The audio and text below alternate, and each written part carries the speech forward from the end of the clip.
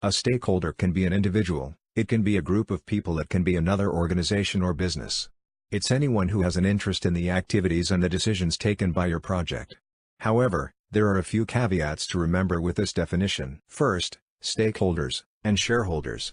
Stakeholders are those individuals, groups or departments who have an interest in the business but they don't necessarily own it. They may work for the business as an employee, or they could be your customers, or a supplier. Shareholders, on the other hand, are the owners of a limited company. Next key point to remember is that not everyone is a stakeholder.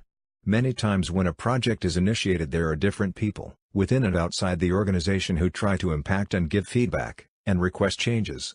We need to remember, they aren't stakeholders. Stakeholders are clearly defined individuals who either have a role, an interest, and can influence the project. How are stakeholders identified? This is done using a 4-stage process called stakeholder mapping and analysis.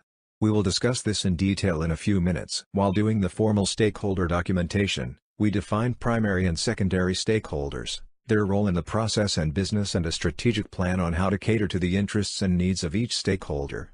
We will discuss more about these in a bit. Now let's get started with the 4-stage stakeholder mapping and analysis. The 4-stage process of stakeholder mapping and analysis is a systemic method of collecting data to make a stakeholder registry and an influence map.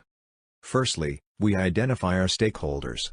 In this stage you use a brainstorming session with the team to think about all the people who are affected by your project, and can influence it, or have an interest in its successful or unsuccessful conclusion.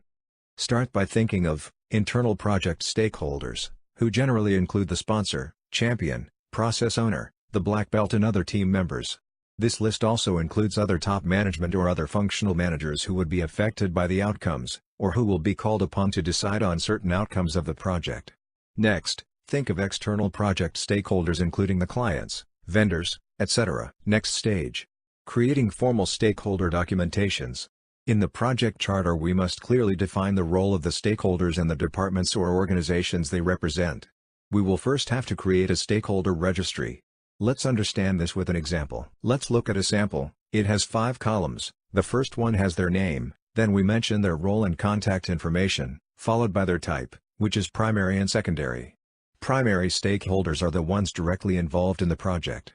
Next to the stakeholders again mention role details, for example sponsor, champion, etc. Note the stakeholder registry is an open document and will be accessible to a lot of people, hence sensitive information should not go in there.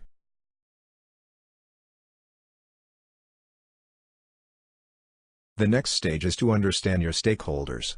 It is to know more about your stakeholders, and the best way to find this information is to talk to your stakeholders directly, to interview them, just an informal meeting, just a few minutes conversation, but to really get to know them, get to know issues they have, assumptions they're making, what they value the most in the project, what will be a concern to them, what is the best way to engage and communicate with them during the course of the project. Remember, they're who you answer to, they are the people who own the project, they're the people who fund the project, and they're the people who are the decision makers for the project, so, you as the Six Sigma expert need to know them. Then inform your team. Your team members need to know not just the task they're responsible for but also who they're working for. Who for the client is who are stakeholders. Find out what motivates them and what information do they want from you and the formats and frequencies they wish to receive it in. Finally, what would encourage them to support your project. Record your assessment of each stakeholder in the stakeholder registry. Next we have prioritize our stakeholders and create strategies of managing them. We now create an interest map. Here is the sample grid. This grid places stakeholders in 4 quadrants. It has increasing level of interest from left to right and increasing level of influence from top to bottom. Someone's position on the grid shows you the actions you have to take with them. Going back to our stakeholder registry example, let's say, John's level of interest is high, level of influence also is high. As a professional, John is very outgoing and visionary and has all the traits for a great project sponsor. He is concerned about financials also. You need to keep him informed and ask for his advice as needed. High power, high interest stakeholders are your key players who should be fully engaged through full communication and consultation. The project team should spend more time responding to stakeholders who are high power, high interest. Samantha has high level of interest with high influence. She is a subject matter expert in your process domain. Make sure she reviews important work before showing it to others. Marcus' level of influence is high and interest low. Marcus led a similar project in the past and is not happy about not being made the project champion. He has very high tenure but could harm the project. He needs to be handled with caution. Stakeholders with low power and high interest can be useful supporters. So involve them in low-risk areas. You can consult them on their interest area. Less power, less interest holders are probably the least important. They're not very powerful and they are not as interested in the project. This grade is very sensitive information and should be kept as a restricted access document. It should however be updated basis your interviews with the stakeholders and when any new stakeholder is identified or any changes observed. After conducting your stakeholder analysis, the project team can devise an action plan that sustains support of interest and commitment from the stakeholders. One last thing to remember: stakeholders typically have multiple projects going. They are attending to a million tasks. They are responsible for making a very large number of decisions all the time.